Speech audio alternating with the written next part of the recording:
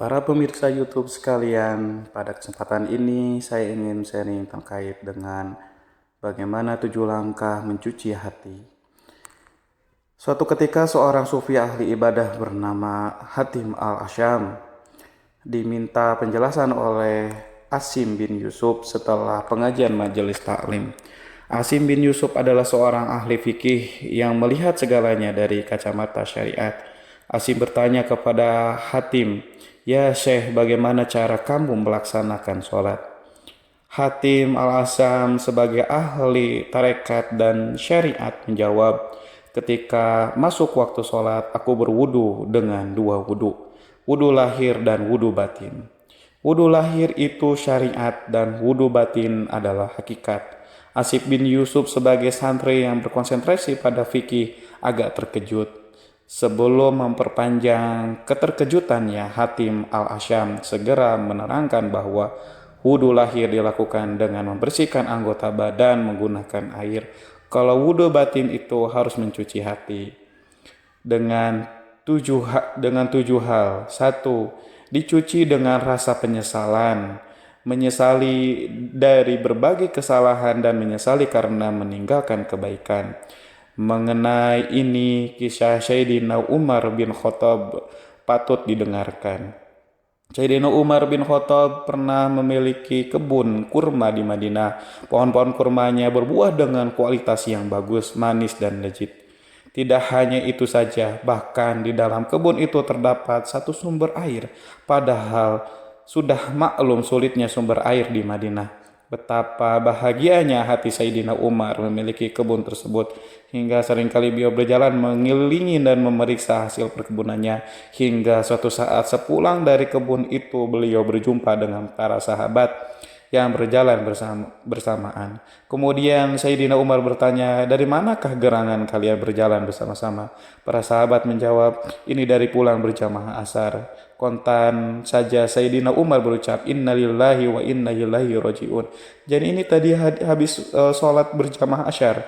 Masya Allah, saksikanlah para sahabat, karena aku ketinggalan jamaah karena kebun kurma ini, maka kebun ini aku wakafkan kepada fakir miskin. Demikianlah selayaknya contoh yang harus kita teladani dalam hal penyesalan meninggalkan suatu ibadah. Bacaan taroji yang berbunyi Inna lillahi wa inna ilaihi roji'un sebenarnya merupakan ungkapan ketika seorang mendapatkan cobaan dan musibah. Jadi suburnya kebun dan sumber air bagi Sayyidina Umar tidak lain hanyalah cobaan yang menimpa dirinya. Dan kalimat Inna lillahi wa inna ilaihi roji'un menunjukkan betapa menyesalnya yang luar biasa dari beliau akibat ketinggalan sholat jamaah asar. Apakah demikian keadaan kita? Pernahkah kita berucap innalillahi wa inna ilaihi rajiun ketika ketinggalan satu sholat berjamaah? Ada juga kita innalillahi wa inna ilaihi rajiun ketika gelas di tangan kita terjatuh, ketika makanan tertumpah dari tangan. Bukankah itu sama artinya kita lebih menghargai gelas dan makanan daripada sholat berjamaah? Yang kedua, hati harus dicuci dengan taubat. Taubat nasuha sesungguhnya bertekad tidak akan mengulanginya lagi. Jika perlu, taubatan itu disertai dengan puasa 3 hari sebagai bukti kesungguhan dan membiasakan sholat di malam hari. Yang ketiga, hati harus dicuci dengan meninggalkan cinta dunia atau tarku hubud dunia. Mengapa? Karena cinta dunia mengakibatkan kesalahan. Mengapa menipu? Karena hubbid dunia. Mengapa selingkuh? Karena hubbid dunia. Mengapa korupsi? Karena hubbid dunia. Yang keempat, hati dicuci dengan menjauhkan diri dari suka kekuasaan atau disebut dengan hubur riyasah. Sesungguhnya kekuasaan sering menyibukkan manusia dan memalingkannya dari Allah yang Maha Kuasa. Dan yang kelima, hati harus dicuci dengan meninggalkan suka dipuji atau hubul mahmadah. Pujian seringkali menenggelamkan manusia dalam keakuannya yang mengakibatkan kesombongan yang sangat luar biasa. Dan yang keenam, baiknya hati dicuci dengan dendam tarko hikdi, meninggalkan dan melupakan dendam yang secara otomatis akan membawa seseorang tabah dan sabar menghadapi cobaan dan rasa sakit dari orang lain yang disebut hamlul azda. Dan artinya, dan terakhir yang ketujuh, baiknya hati dicuci dengan tarukul hasad, meninggalkan hasud yang sangat berbahaya, sebagaimana bahayanya api yang dengan cepat membakar kayu.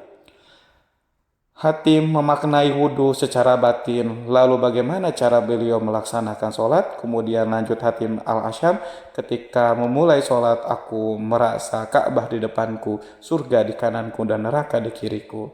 Sirotol mustaqim di telapak kakiku dan Israel telah menunggu di belakangku yang siap menyambut nyawa.